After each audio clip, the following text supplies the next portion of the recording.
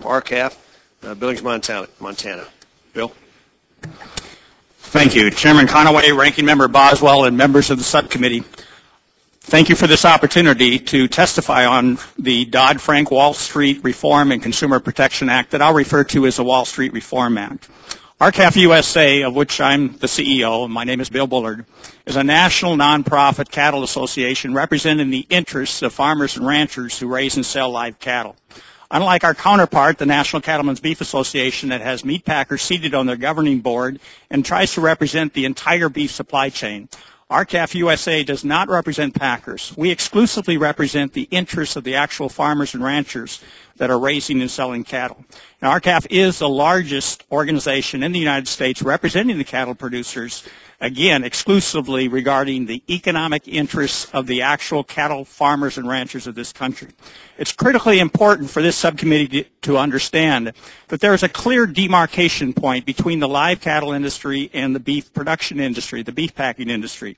And that demarcation point is so profound that often there is an inverse relationship between the economic prosperity in the cattle industry and the economic prosperity in the beef processing industry. That competition between the live cattle industry and the beef industry over the price of cattle is fierce, or so it should be in a free market system. But today it isn't, and that's because a handful of concentrated packers have all but captured the marketplace for live cattle. And that's why we're here today, to discuss the necessity of implementing the significant regulatory reforms under the Wall Street Reform Act to restore robust, if not fierce, competition in the cattle market that is today largely controlled by the four dominant packers.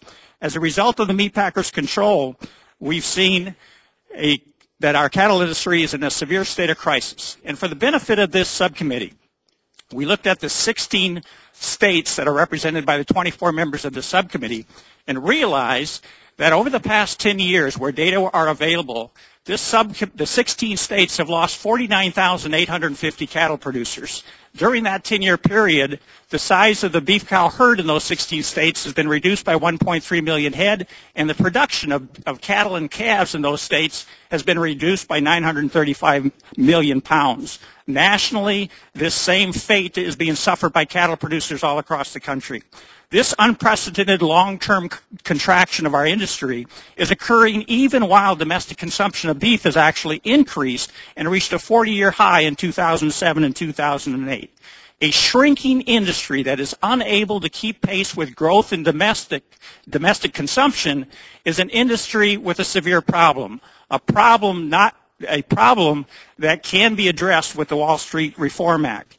Today, I want to provide evidence showing that the dominant beef packers are engaging in practices that are destroying the price discovery and the risk management function of the cattle futures market, practices that the Wall Street Reform Act can address. In February of 2006, four of the largest meat packers engaged in a coordinated action of withdrawing from the cash market for an unprecedented 2-week period. Industry analysts at the time said the packers did this to gain control over cattle prices, which they did. Cash prices fell $3 a hundredweight during their boycott, and live cattle futures markets fell to multi-month lows during the period. The effect of this coordinated action was to destroy completely the price discovery function and the risk management function of the cattle futures market, and this caused direct financial harm to cattle producers that were selling cattle all across the country. In 2008, we testified before Congress and said that if this type of attack attack on our marketplace is not addressed immediately by Congress, we would witness this type of, or experience this type of a problem again in the near future. And we didn't have to wait long before our prediction materialized. On the last trading day in October 2009, the cattle futures market fell the limit to $81.65 a hundredweight. There were no underlying market forces that would warrant this break in the market, suggesting that a dominant market participant had shorted the market. The cash price at the time was $87.50, and we viewed this as the worst convergence in a long time in the cattle futures market. On February 7th, the CFTC ordered a trader, New Edge, to pay a penalty of over $220,000 for activities, unlawful activities that occurred in October 2009. The CFTC found that in October, Newedge exceeded the contract speculative limit for trading cattle over 4,000 contracts, which contracts it had purchased from JBS, the world's largest packer. And then Newedge then sold JBS an over-the-counter swap in live cattle. The CFTC took this action in part under the pursuant to the Wall Street Reform Act. Ladies and gentlemen, we believe firmly that we must immediately implement the Wall Street Reform Act, support the CFTC's rulemaking process, funded completely in order to ensure that we restore for independent cattle producers across this country an open, robust marketplace that is functional in terms of discovering price and a marketplace that provides them with a risk management tool. Thank you. Thank you, Mr. Bullard.